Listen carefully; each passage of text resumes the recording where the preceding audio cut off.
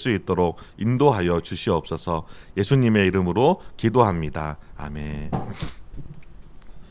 우리 말씀은 저번 시간에 이어서 느헤미야서 9장 6절과 7절 그리고 마지막 38절 말씀 같이 함께 봉독하겠습니다. 제가 가지고 있는 성경으로는 구약 성경 739면이 되겠습니다. 느헤미야서 9장 6절 7절 그리고 38절 말씀 같이 함께 봉독하겠습니다. 6절 말씀입니다. 오직 주는 여호와시라. 하늘과 하늘들의 하늘과 이룰 성신과 땅과 땅 위의 만물과 바다와 그 가운데 모든 것을 지으시고 다 보존하시오니 모든 천군이 주께 경배하나이다. 주는 하나님 여호와시라. 옛적에 아브라함을 택하시고 갈대아 우르에서 인도하여 내시고 아브라함이라는 이름을 주시고. 우리 마지막 38절 말씀 같이 봉독하겠습니다. 우리가 이 모든 일로 말미암아 이제 견고한 언약을 세워 기록하고 우리의 방백들과 레위 사람들과 제사장들이 다 임봉하나이다 하였느니라. 아멘. 기도하겠습니다.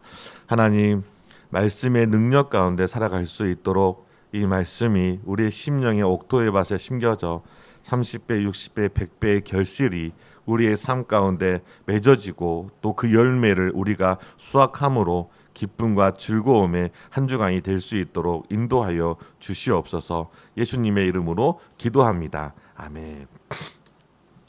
느헤미야서 안에 우리가 말씀의 능력을 가지고 우리가 세 번째 시간을 살펴보고 있는데, 나중에 기회가 되어지면 이 말씀의 능력이라는 이 부분을 가지고 따로 주제 설교로 같이 나누었으면 좋겠고, 오늘 마지막으로 말씀의 능력 세 번째 시간, 하나님을 바르게 알미라는 주제로 말씀을 증거하도록 하겠습니다.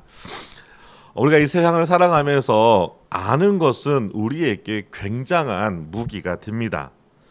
왜냐하면 우리는 정보의 전쟁 속에 살고 있고, 이 정보의 전쟁 속에서 우리가 정보를 얻느냐 얻지 않느냐에 따라서 우리의 삶의 질과 또 우리의 삶의 방향이 달라질 수 있기 때문인 것이죠. 누군가가 어떠한 정보를 가지고 있느냐에 따라 삶의 방향이 달라질 수 있기 때문인 것입니다. 2023년 10월 7일 누구도 예측하거나 생각할 수 없는 기습적인 선제 공격으로 수많은 사람들이 죽고 인질로 잡혀가는 사건이 발생되어집니다. 여러분도 잘 알고 있는 가자 지구를 지배하고 있는 하마스라는 무장 단체가 기습적으로 선제 공격을 하였지만, 미국의 정보기관이나 그 유명한 이스라엘의 정보기관조차도 그 어떠한 낌새도 발견하지 못하였던 것이죠. 그래서 마치 9.12의 테러와 버금가는 그런 충격을 이스라엘이 받게 되어지고, 또한 수많은 사상자가 발생되어집니다. 만약에 이 하마스가 기습적인 성적 공격을 한다는 자그마한 어떤 정보라도 알았더라면 아마 이와 같은 큰 피해가 일어나지 않았을 것입니다. 이처럼 이 땅에서 일어나는 그 어떠한 일들 가운데 우리가 그 상황에서 어떠한 정보를 우리가 안다면 그것은 우리가 이 땅을 살아가는 삶에 있어서 강력한 무기가 되어진다는 것이죠. 인간에 있어서 가장 심각한 큰 문제는 바로 하나님이 누구인지를 알지 모르는 데부터 시작되어집니다. 하나님을 알지 못하는 사람은 당연히 하나님이 우리 가운데 어떤 일을 행하셨고, 그리고 지금도 우리를 통치하고 계신다는 그 사실을 알지 못한다는 것이죠. 그래서 그들은 하나님을 당연히 알지 못하기 때문에 하나님을 몰라도 살아가는데 아무런 문제나 어려움이 없다라고 생각합니다. 그리고 현재 자신에게 직면한 모든 문제들조차도 하나님과 상관없이 발생되어지는 문제라고 생각하는 것이죠. 그래서 자신의 능력이 모자라거나 아니면 자신이 가지고 있는 자원이 부족해서 발생되어지는 어려움이나 위기라고 생각하는 것이죠. 그러나 문제나 위기가 발생했을 때 자기 자신 또는 자기가 속해 있는 가정이나 어떤 사회 공동체나 세상에서 그 문제를 해결하려고 하지만 하나님과의 관계 안에서 그 문제를 해결하려고 하지 않는다는 것이죠. 그러다가 자신이 가지고 있는 모든 것을 동원해서 그 문제를 해결할 수 없을 때 비로소 작동하지 않고 있었던 이 영혼이, 숨만 쉬고 있던 이 영혼이 작동하면서 내 힘으로, 내 능력으로 해결할 수 없는 문제가 있구나라고 생각을 하면서 외부로 시선을 돌리고 도움을 찾게 되어지는 것이죠. 이러한 과정 속에서 저와 여러분은 정말로 운 좋게 하나님의 특별한 은혜로 이 기독교라고 하는 이 복음을 듣고 우리가 하나님 앞에 이렇게 앉아서 예배하게 되어진 것이죠. 만약에 우리가 그러한 상황 속에서 외부로부터 도움을 필요로 하는 그러한 상황 속에서 우리가 복음을 듣지 않고 다른 어떠한 종교의 어떠한 전도를 들었다면은 우리는 아마도 그러한 종교에 빠져서 그러한 종교의 생활을 하게 될 것입니다. 그러니까 이전까지 우리조차도 하나님에 대하여, 복음에 대하여 일체의 그 어떠한 반응도 하지 않은 채 살아왔던 것이죠. 왜 그렇습니까? 하나님을 몰랐기 때문인 것이죠. 복음이신 예수 그리스도를 통해 우리는 우리 자신이 죄인인 것과 하나님이 우리를 사랑하셔서 구원의 놀라운 계획을 가지시고 이 세상을 그 구원을 이루시기 위하여서 하나님께서 지금도 통치하고 계심을 우리는 이 복음을 통하여 경험하게 되었습니다. 하나님의 자녀가 된 그리스도인은 이처럼 구원받은 후에 하나님의 말씀 앞에 서게 되어지는 것이죠. 그리고 그 말씀을 통해 계속해서 자신이 어떠한 존재인지, 그리고 우리가 어떠한 삶의 목적과 방향과 삶의 자세를 가져야 하는지를 깨닫게 되어지는 것입니다. 이런 은혜의 과정은 우리의 신앙을 더욱더 견고하게 세워 나그네와 같은 이 땅에서의 삶을, 고난과 시련을 이겨낼 뿐만이 아니라 주님께서 우리에게 맡기신 그 표대를 향하여 달려갈 수 있는 것이죠. 이 모든 것들이 바로 말씀으로 찾아오셔서 우리에게 믿음을 주신 하나님의 은혜로부터 시작되어진 것입니다. 하나님은 당신이 어떠한 분이신지 알려주시기 위하여 항상 말씀으로 먼저 우리를 찾아오셨습니다. 왜냐하면 이 말씀의 능력을 통해 하나님을 경험하지 않고서는 하나님이 누구인지 우리는 전혀 알 길이 없기 때문인 것이죠. 이스라엘 백성들을 보시기 바랍니다. 하나님의 말씀이 낭독되어졌고 그 낭독되어진 하나님의 말씀을 들었기 때문에 이 이스라엘 백성들이 자신이 잃어버렸던 두 가지 중요한 사실, 하나는 옛적에 아브라함을 하나님이 특별히 택하시고 갈대아 우르에서 인도하여 내시고 아브라함이라는 이름을 주신 것, 그리고 이스라엘도 하나님이 택하시고 애굽에서 인도하여 모든 민족 중에서 하나님의 소유가 되게 하셨고 제사장 나라가 되며 거룩한 백성이 될 수 있는 그런 특별한 은혜를 주셨다는 사실을 발견하게 되어진 것이죠. 이러한 자신의 정체성과 하나님이 어떤 분이신가에 대하여서 이스라엘 백성들은 무엇을 통하여서 알고 경험하게 되어졌냐면 바로 하나님의 말씀을 들었을 때, 하나님의 말씀을 들었을 때 잃어버렸던 그 하나님, 죄로 인하여서 놓쳐버렸던 그 하나님을 다시금 깨닫게 되어지고 발견하게 되어진 것입니다. 그래서 우리가 읽지는 않았지만 7절에서부터 31절까지 기록하고 있는 아브라함부터 시작하여 애굽의 노예에서 구원하여 주시고 시내산에서 당신의 특별한 백성들과 언약을 맺으시고 40년이라는 긴 시간 광야 생활하는 동안에 그들을 먹이시고 입히시는 하나님, 그리고 가나안에 정착하여 하나님을 섬기는 나라로 세우시고 말씀을 지키지 않고 또한 잃어버림으로 스스로 멸망할 수밖에 없는 그러한 자녀들이 되었지만 그럼에도 불구하고 하나님은 당신의 말씀으로 포로로 끌려갔던 남겨진 자들이 다시금 돌아올 수 있도록 그 하나님이 이스라엘 백성들에게 베푸신 그 긴 역사를 회고하면서 그 안에서 이스라엘 백성들을 어떻게 하나님께서 인도하셨는지 그 경험된 하나님에 대하여 고백하고 있는 것입니다. 이처럼 하나님은 말씀으로 항상 우리에게 먼저 찾아오십니다. 그 말씀의 능력을 덧입혀서 우리가 이 땅 가운데 유리하고 방황하고 있는 삶을 청산하고 우리가 달려갈 길이 어떠한 길이신지를 이 말씀으로 알려주시는 것이죠. 그래서 우리의 마음에 비뚤어진 이 방향을 올바르게 고정할 뿐만이 아니라 항상 하나님을 바라보며 우리의 생각과 우리의 마음을 하나님께로만 고정시켜 살아갈 수 있도록 우리를 인도하신 것이죠. 그래서 요한은 요한복음 1장 14절에 말씀이 육신이 되어 우리 가운데 거하심에 우리가 그의 영광을 보니 아버지의 독생자의 영광이요 은혜와 진리가 충만하더라라고 표현하고 있습니다. 그러니까 말씀이신 예수님께서 육신이 되어 우리 가운데 직접 오셨습니다. 그 오신 목적이 무엇입니까? 우리를 구원할 뿐만이 아니라 우리가 하나님의 자녀로서 살아갈 수 있도록 중보자가 되시기 위하여 먼저 우리 가운데 오셔서 우리에게 이 복음의 말씀을 들려주시고 우리가 주의 말씀을 통하여 거듭나게 하시고 다시금 하나님의 백성 가운데 살아갈 수 있도록 은혜와 진리가 충만하게 하신 것이죠.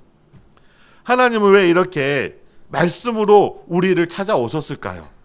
그것은 바로 죄로 인하여서 파괴되어진 그 관계를 회복하고 하나님과의 인격적인 관계를 가지고 절대적으로 필요한 것이 있는데 그것이 바로 하나님에 대해 올바르게 알려주기 위하여 하나님께서 말씀으로 우리 가운데 찾아오신 것이죠.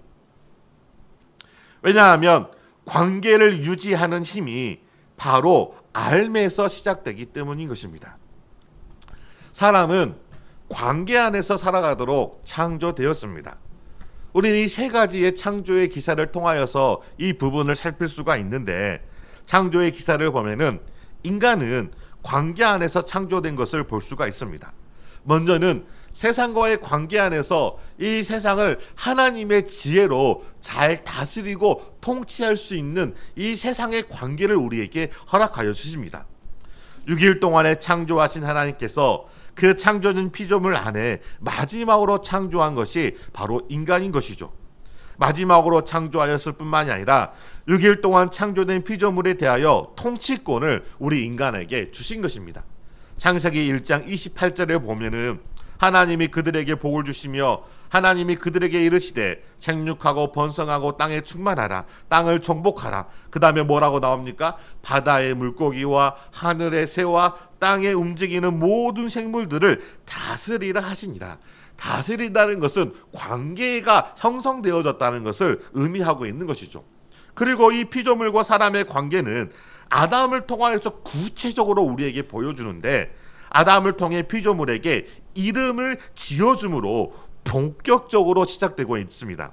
창세기 2장 19절에 보면은 여호와 하나님이 흙으로 각종 들짐승과 공중에 각종 새를 지으시고 아담이 무엇이라고 부르나 보시려고 그것들을 그에게로 이끌어 가시니 아담이 각 생물을 부르는 것이 곧 그 이름이 되었더라.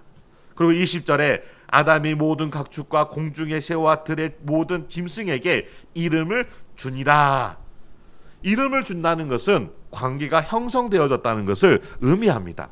오늘 본문에서도 보면은 뭐라고 나와 있습니까? 7절에 주는 하나님 여호와시라 옛적에 아브라함을 택하시고 갈대아 우르에서 인도하여 내시고 아브라함이라는 이름을 주시고 아브라함에서 아브라함이라는 이름을 주신다는 것은 하나님과 관계를 맺으시겠다라고 하는 그런 하나님의 의지적인 표현이라는 것이죠.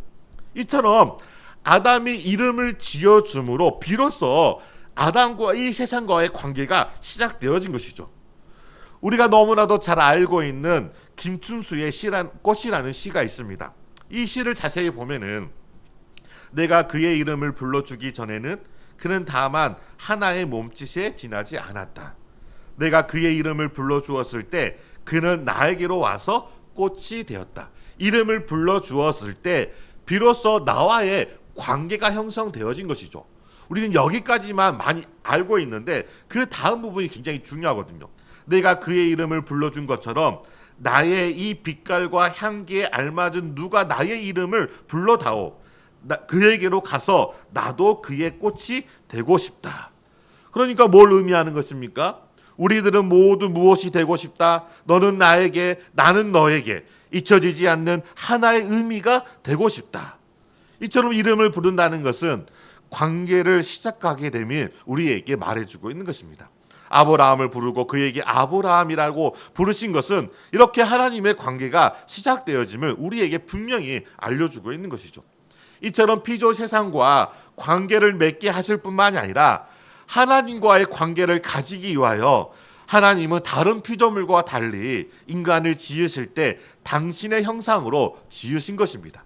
창세기 1장 26절에서 27절 너무나도 중요한 말씀이고 너무나도 우리에게 익숙한 말씀입니다. 하나님이 이르시되 우리의 형상을 따라 우리의 모양대로 우리가 사람을 만들고 그들로 바다의 물고기와 하늘의 새와 가축과 온 땅과 땅에 기는 모든 것을 다스리게 하자 하시고 하나님이 자기 형상 곧 하나님의 형상대로 사람을 창조하시되 남자와 여자를 창조하시고 하나님의 형상으로 창조된 인간이 하나님과 관계 안에 있음을 알게 해주신 말씀이라는 것이죠. 긍정적인 말씀을 통해 생육하고 번성하고 충만하여 땅을 정복하라라고 말씀하셨고 부정적인 말씀을 통해 선악을 알게 하는 나무의 열매를 먹지 말라. 내가 먹는 날에는 반드시 죽으리라. 하나님이 우리를 괴롭히기 위하여 계명을 주신 것이 아니라 이 하나님의 계명은 하나님과의 친밀한 관계 속으로 우리를 이끌기 위한 하나님의 은혜의 방편이라는 것이죠. 나중에 우리가 말씀에 대해서 더 깊이 살펴보겠지만은 이와 같이 하나님이 우리에게 주신 이 계명을 통하여 우리와 관계를 맺기를 원하신다는 것입니다. 그리고 우리가 그 말씀에 순종함에 따라서 그 관계 안에서 우리는 하나님이 주시는 그 신령한 자원들을 누리며 살아간다는 거예요. 이 계명을 보시기 바랍니다. 네가 이것을 먹는 날에는 반드시 죽으리라. 죽는다는 것은 뭘 의미하는 것입니까? 관계에 단절을 가져오는 거예요. 그러니까 불순종할 때 이와 같은 영적인 관계가 파괴되어진다는 것을 우리에게 보여주고 있는 것입니다. 이처럼 하나님은 인간과 관계를 맺으시기 위하여 당신의 형상으로 인간을 창조하시고 의와 진리의 거룩함을 쫓아 살아가는 것이야말로 인간이 참된 행복임을 우리에게 말씀하여 주셨습니다. 뿐만이 아닙니다. 창세기 2장 18절에 보면은 여호와 하나님이 이르시되 사람이 혼자 사는 것이 좋지 아니하니 내가 그를 위하여 돕는 배필을 지으리라 하시니라. 뭘 의미하는 것입니까?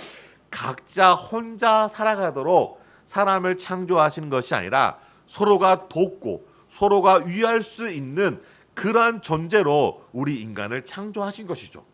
사람이 혼자 사는 것이 좋지 아니하여 그를 위하여 돕는 배필인 하와를 창조하신 것입니다. 하와를 창조하시고 아담에게 이끌어 오시니 아담이 하와를 처음 본 순간 고백이 무엇입니까? 이는 내 뼈 중에 뼈요 살 중에 살이라는 고백이었습니까? 고백이었습니다. 무슨 고백이죠? 그 사람과 내가 한 몸이라는 거예요. 한 몸이라는 것이죠. 창조의 기사를 보면 이처럼 하나님은 사람과의 관계 안에서 살아가도록 우리를 창조하셨습니다. 그리고 이 모든 관계의 중심은 바로 내 안에 허락해 주신 하나님의 형상, 바로 하나님과의 관계가 이 모든 관계의 중심인 것이죠. 하나님과의 관계 안에서 세상과 사람들과의 관계를 통해 마치 하나님이 이 세상을 통치하는 것처럼 대리자로서 이 땅을 정복하고 다스리도록 우리 인간을 특별한 존재로 만드신 것이죠. 사람의 고통은 부족과 결핍을 통해서도 오지만 근본적인 고통은 바로 이 관계의 불안정함으로 오는 것이죠. 자연의 부족함은 세상과의 관계가 깨어들어지고 아담으로 인하여 땅이 저주를 받았기 때문에 생긴 문제입니다. 그러니까 우리가 이 땅에서 무엇인가를 얻어야 하지만이 먹고 입고 마시고 살아가지 않겠습니까? 근데 우리가 이 세상에서 그것을 충분히 얻을 수 없는 이유는 인간의 죄로 인하여 땅이라는 것은 이 땅에 있는 피조물의 가장 근간이 되어지는 것을 의미하는 것이거든요. 그러니까 죄로 그 땅이 저주받게 되어진 거예요. 저주받은 땅에서 살아가는 인간이 아무리 노력한다고 해도 자신의 그 필요를 충분히 채울 만큼의 그러한 자원들을 얻지 못한다는 것이죠. 이것은 인간과의 관계의 어긋남으로부터 생겨나는 불균형의 문제도 생겨나게 되어집니다. 이 땅에 하나님께서 허락하신 자원들은 이 땅에 존재하는 모든 인간이 충분히 먹고 누리고 할 수 있는 그러한 충분한 양의 자원과 충분한 양의 그러한 물질들이 있어요. 하나님이 그렇게 이 땅에 지구를 만드신 것이죠. 그런데 무엇이 문제입니까? 땅도 저주를 받았을 뿐만이 아니라 인간과 인간과의 관계도 파괴되어져 버린 거예요. 그래서 어떤 일이 발생합니까? 사람과의 관계가 깨트려지니까 그 죄로 인하여서 사람과의 관계에서 충족되어져야 할 결핍들이 생겨나게 되어지는 거예요. 그래서 아담이 하와를 볼 때 이는 내 뼈 중에 뼈요 살 중에 살이라라고 고백한 그 고백이 죄를 지은 다음에 어떻게 고백이 되어집니까? 창세기 3장 12절에 보니까 아담이 이르되 하나님이 주셔서 나와 함께 하신 그 여자가 그가 나무 열매를 내게 주었으므로 내가 먹었나이다 라고 뭐하죠? 상대에 대하여서 핑계하게 되어진 것이죠. 자기 잘못은 하나도 없다는 거예요. 누구 잘못이에요? 상대방의 잘못이라는 거예요. 그래서 이 죄가 인간의 마음을 깨트리고 관계를 깨트려서 이제는 사람들에 대하여 불신하게 되어지고 끊임없는 그러한 잘못의 핑계들을 이 사람 저 사람에게 넘기는 거예요. 누가 먹었죠? 아담이 스스로 먹은 거예요. 누구에게 하나님이 계명을 주셨죠? 아담에게 하나님이 계명을 주신 것이죠. 그리고 누구를 대표로 세웠죠? 아담을 대표로 세운 것이죠. 그러면 자기 스스로가 선택하여 먹었다면 자기 스스로 하나님 앞에 회개하고 자복하면 되는 것인데 이 죄는 끊임없이 자기는 죄가 없다는 것이죠. 끊임없이 누구를 핑계하는 거예요? 옆사람을 핑계하는 거예요. 이는 내 뼈 중에 뼈요 살 중에 살이라고 그렇게 고백하였던 그 하와를 핑계하는 거예요. 하나님이 내게 주신 이 여자가 그것을 내게 주어서 내가 먹었습니다. 나는 잘못이 없습니다. 1차적인 잘못은 하나님이시고 2차적인 잘못은 그 여자입니다. 그러니까 제가 이 관계를 깨뜨려 버린 거예요. 자, 사람들과의 관계가 깨뜨려져 버리자 이제는 사람들의 마음속에 뭐가 생기냐면 욕심이 생긴 거예요. 마땅히 하나님께 돌려야 할 것들을 하나님께 돌리지 않고 스스로 취하게 되어지는 거예요. 그러니까 끊임없이 자기 안에 쌓아두려고 하는 것이죠. 그러면서 뭐가 생겨나게 된 것이죠? 부의 불균형이 생겨나게 되어지는 거예요. 사람들의 관계가 깨어지니까 부의 불균형이 생겨나게 되어지니까 어떤 사람들은 정말로 펑펑 쓰고 낭비할 정도로 그렇게 수많은 자원이 있음에도 불구하고 전혀 남을 생각하지 않습니다. 자기만을 생각하고 어떻게 하면 자기 배를 배부를 것인가만 생각해요. 옆에서 누가 굶어 죽든 누가 아사하든 누가 또 그것 때문에 고민하며 스스로 목숨을 끊든 그거하고는 전혀 자기가 상관이 없는 거예요.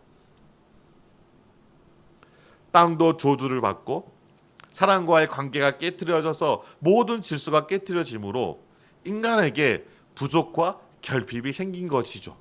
그러니까 부족과 결핍은 증상이라는 거예요. 원인이 아니에요. 우리가 인간이 고통당하는 그 원인이 내가 무엇인가 부족해서 물질이 부족하고 건강이 부족하고 관계 힘이 부족해서 생기는 것이 아니라는 거예요. 결핍, 사랑의 능력, 친구와 사귀는 능력, 어떤 재물을 모을 수 있는 능력, 그런 능력이 결핍되어져서 우리가 이 땅에서 고생하고 환난과 시기를 당하는 것이 아니라는 거예요. 모든 것들은 죄로 인하여 하나님이 만들어 오신 그 관계가 깨졌기 때문에 그 불완전한 관계 속에서 살아가는 인간은 그 불완전한 관계로부터 오는 그 고통 속에서 씨름하며 살아갈 수밖에 없게 되어진 것이죠. 이처럼 죄로 인해 관계가 깨어지고 그 깨어진 관계에서 서로에 대해서 더욱더 모르기 때문에 우리 인간은 더 큰 고통을 당하게 된 것입니다. 관계가 회복되어졌을 때에는 서로에 대한 아는 것이 있는 거예요. 아담에게는 그 피조물에 대한 너무나 명확한 알미 있었기 때문에 동물이 오는 순간순간마다 그 외모와 특징을 파악해서 그 이름을 정해줄 정도로 탁월함이 있었던 거예요. 근데 죄가 그 모든 것들을 파괴해버리니까 이제는 세상으로부터 오는 모든 것들을 자기가 소화시킬 수 있는 능력이 없는 거예요. 사람과의 관계도 마찬가지라는 것이죠. 저도 아내하고 우리가 이제 결혼한 지 21년 됐죠. 21년이 지났으면은 잘 할 수 있지 않겠어요? 우리 오래 살면은 뭐 정말로 사랑해서 결혼해서 오래 살았잖아요.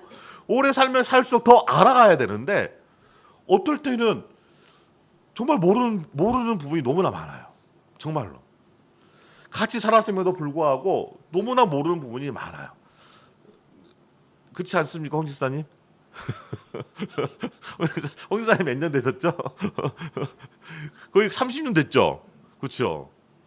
그래도 모르는 부분이 많잖아요. 그렇죠. 많거든요. 그러니까 뭐예요?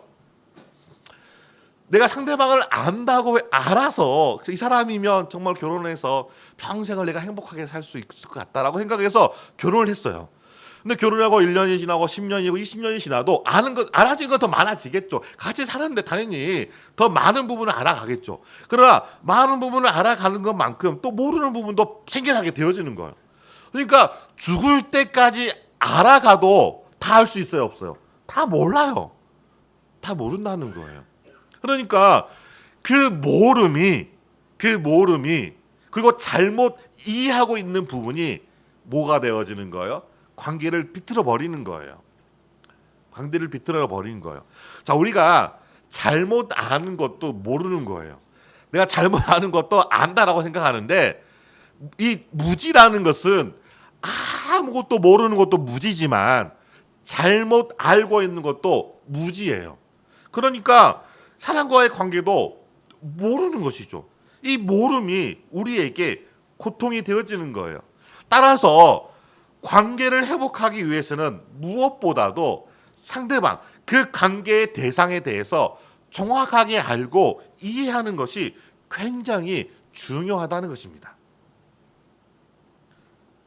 이 알을 하나님께서 먼저 말씀으로 찾아오셔서 하나님과 깨어진 관계를 회복시켜 주신 것이죠. 왜 하나님이 먼저 찾아오셨을까요? 우리의 능력으로는 하나님에 대해서 알 수가 없기 때문인 것이죠. 자연이나 세상은 공부하고 연구하면은 그나마 조금씩 알아갈 수 있어요. 상대방의 배우자나 자녀들이나 또 관계하는 사람들도 자주 만나고 이야기를 나누며 서로의 무엇인가 원하고 좋아하는 것이 싫어하는 것이 무엇인가를 나누면서 저 사람은 저것을 좋아하고 저 사람은 저것을 싫어하구나라고 하는 사실들을 우리가 알아갈 수가 있는 거예요. 이 땅에 존재하는 것들은 이와 같이 지식이라는 것을 통하여 학문이라는 것을 통하여 조금씩 우리가 알아갈 수가 있죠. 근데 하나님에 대한 부분은 우리가 노력한다고 해서 알아갈 수 있는 것이 아니에요. 하나님이 우리에게 알려주시지 않는다면 우리는 결코 하나님이 어떠한 분이신지를 알 수가 없어요. 그래서 하나님께서 우리를 알려주시기 위하여서 당신을 보여주시는 것을 우리가 신학적인 용어로 계시라고 하는 것이죠. 그래서 하나님은 일반적인 자연 세계를 통하여 하나님이 어떠한 분이신지 알려주시는 것을 우리는 자연 계시, 일반 계시라고 하고 특별한 방법으로 하나님이 당신의 백성들에게 알려주시는 것을 우리는 특별 계시라고 합니다. 이 특별 계시에는 다양한 것들이 있겠죠. 이적이나 기적이나 환상이나 꿈이나 이런 것들 여러 가지 방법들을 통하여 하나님이 어떤 분이신지를 알려주시는데 이 모든 특별 계시를 최종적으로 우리에게 허락하여 주신 계시가 있는데 그것이 바로 하나님의 말씀이라는 거예요. 그래서 이 말씀이 육신이 되어 이 땅 가운데 오신 예수님을 통하여 하나님이 어떤 분이신지를 분명히 알 수 있게 하시고 우리가 사용하는 이 언어라는 것을 기록하심으로 하나님이 정확하게 오류가 없이 변함이 없이 세대와 세대가 흘려도 흔들리지 않은 굳건한 말씀, 이 언어의 말씀을 우리에게 주셨는데 이게 바로 성경이라는 것이죠. 그래서 성경은 우리의 신앙에 있어서 굉장히 우리가 끝까지 붙잡아야 할 하나님의 말씀이라는 것입니다. 이처럼 하나님이 당신이 직접 말씀을 통하여 우리에게 찾아오셔서 그 깨어진 관계를 회복시켜 주십니다. 그리고 그 관계를 유지할 수 있도록, 지속적으로 유지할 수 있도록 하나님은 항상 말씀을 통해 하나님을 바로 알게 우리에게 가르쳐주고 있는 것이죠. 왜 그렇습니까? 하나님을 아는 것이 바로 우리 그리스도인의 강력한 능력이기 때문인 것이죠. 세상 사람들의 능력은 무엇일까요? 높은 자리나 어떤 자격, 자격증, 어떤 물질, 그런 것들이 세상 사람들의 능력일 것입니다. 자기가 생각하는 능력이 물질이라고 한다면 그 사람은 그 자신의 능력을 키우기 위하여 수많은 물질을 모으기 위해서 노력하겠죠. 자신의 능력을 건강이라고 생각하는 사람들은 어쨌든 간에 자기의 건강을 유지하는 것이 자신의 능력이 되기 때문에 자신의 건강을 유지하기 위한 모든 노력을 하는 거예요. 자신의 능력이 자리에서 비롯된다고 하는 사람은 어찌하든지 간에 사람들보다 더 높은 자리를 차지하기 위하여 분투하는 삶을 살아가게 되어지는 것이죠. 세상 사람들은 자신의 능력을 이 세상에 있는 것으로부터 추구합니다. 그리고 그것을 얻었을 때 자신의 능력이 된다라고 생각하는 것이죠. 그러나 성경은 그러한 것은 능력이 될 수 없다라고 이야기하고 있는 거예요. 왜 그렇습니까? 불완전하기 때문인 것이죠. 완전하지 않기 때문인 것이죠. 성경에서 말하고 있는 사람의 능력은 무엇일까요? 그것은 바로 하나님을 바로 아는 것이 우리의 가장 큰 능력이 됨을 잊지 마시기 바랍니다. 말씀의 능력은 이처럼 우리에게 하나님을 바르게 알게 해줍니다. 말씀을 통해 이스라엘은 하나님을 새롭게 발견하게 되어진 것이죠. 이스라엘이 알게 된 하나님은 어떤 분이십니까? 6절에 보면 주는 여호와시라. 하늘과 하늘들의 하늘과 이로의 성신과 땅과 땅 위의 만물과 바다와 그 가운데 모든 것을 지으시고 다 보존하시오니 모든 천군이 주께 경배하나이다. 이 6절의 짧은 말씀을 보더라도 하나님에 대해서 세 가지로 고백하고 있어요. 창조주 되신 하나님, 온 땅과 나라를 통치하시는 하나님, 모든 피조물로부터 경배를 받기에 합당하신 하나님. 여기에서 그치는 것이 아닙니다. 아브라함부터 지금까지 하나님이 어떻게 그들을 인도하셨는지에 대한 그 역사 속에서 경험한 하나님에 대해서 묘사를 하고 있는데 9절과 10절에 보니까 그들의 부르짖음을 들으시고 이적과 기사를 베푸사 원수들과 대적자들을 멸하시는 하나님, 굶주림과 목마름을 채워주시고 부족함이 없게 하신 하나님, 17절에서는 용서하시는 하나님, 은혜로우시며 긍휼히 여기시며 더디 노하시며 인자가 풍부하신 하나님, 말씀하신 것을 이루어 주시고 공고와 환난으로부터 구원해 주시는 하나님, 생명을 얻는 주의 말씀으로 인도하시는 하나님, 성실과 공의와 진실하심으로 당신의 백성들을 인도하시고 지키시는 하나님. 수없이 많은 것을 열거할 수 있지만 대략적으로 이스라엘이 경험한 하나님에 대하여 이렇게 표현하고 있는 것이죠. 우리가 이런 하나님을 이 시간에 다 말할 수가 없어요. 기회가 되면 우리가 하나님이 어떤 분이신지에 대하여 우리가 주제 설교를 하더라도 1년 안에 다 그 하나님의 그분이 어떤 분이신지를 다 표현할 수가 없어요. 그래서 이와 같은 정말로 변화무쌍하시고 우리의 삶의 전부가 되신 하나님을 무엇을 통하여서 알 수 있습니까? 말씀의 능력, 그 말씀을 통하여서 우리가 하나님을 알 수가 있는 것이죠. 이렇게 이스라엘이 고백한 하나님이 나의 하나님이 되신다면 우리에게 그보다 큰 힘과 능력이 무엇이 있겠습니까? 우리가 망하는 이유가 무엇이겠습니까? 우리가 이 땅에서 탄식하며 절망하는 그 이유가 무엇입니까? 호세아 선지자는 4장 6절에 다음과 같이 말씀합니다. 내 백성이 지식이었으므로 망하는도다. 내가 지식을 버렸으니 나도 너를 버려 내 제사장이 되지 못하게 할 것이요. 내가 내 하나님의 율법을 잊었으니 나도 내 자녀들을 잊어버리리라 라고 경고하고 있습니다. 이처럼 하나님의 말씀의 능력은 우리로 하여금 하나님을 바로 알게 합니다.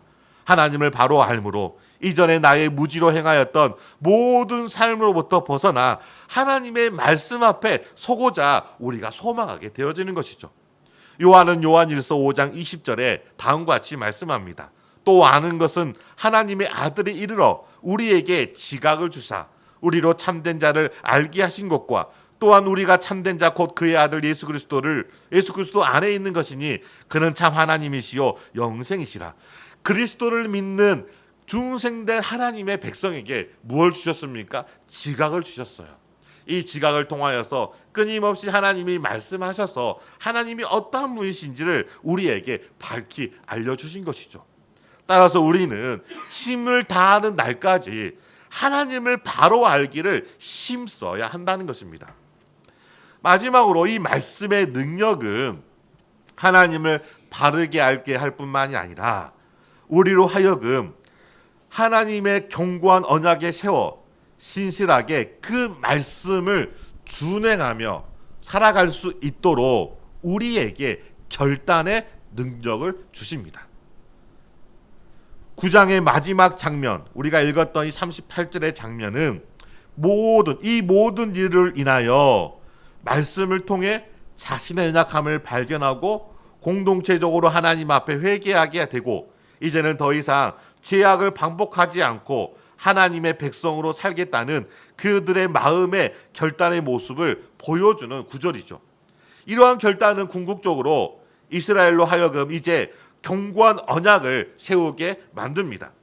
이 언약이라고 하는 이 단어는 이미 이 앞에서 이 느헤미야가 고백을 했어요. 13절에 보면은 진정한 율법이라고 말하고 33절에 보면은 주는 진실하게 언약을 행하셨나이다라고 고백하고 있습니다.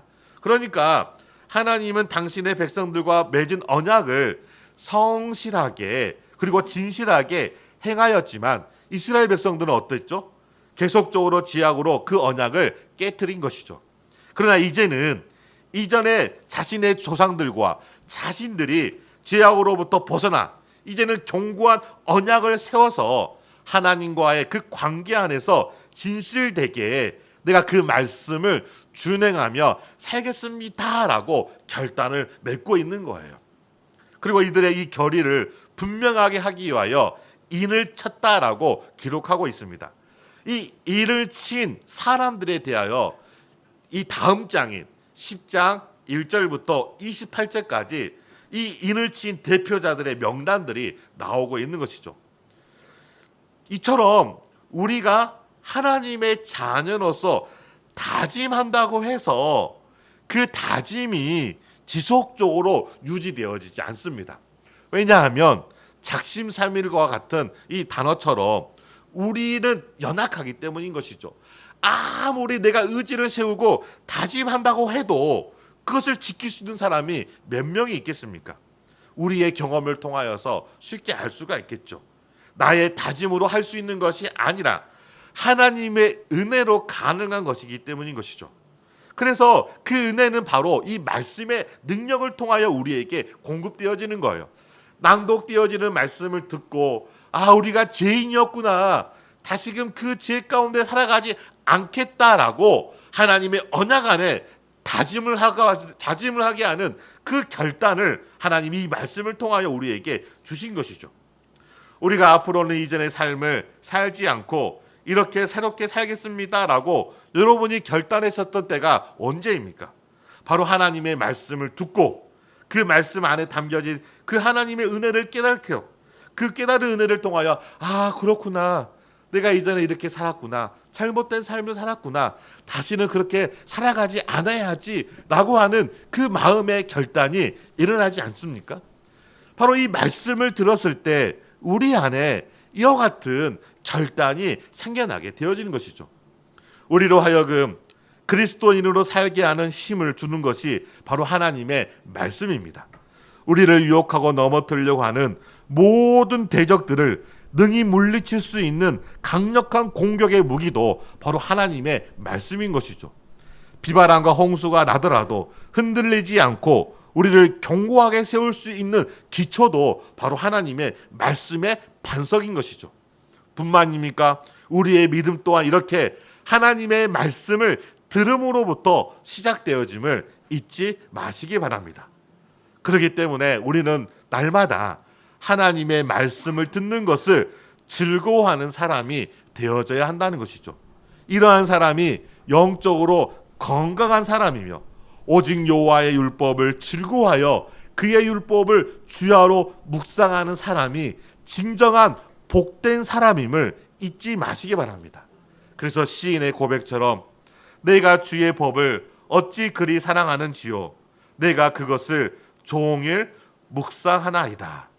이 시인의 고백이 여러분들의 고백이 되어지기를 주의 이름으로 소원합니다.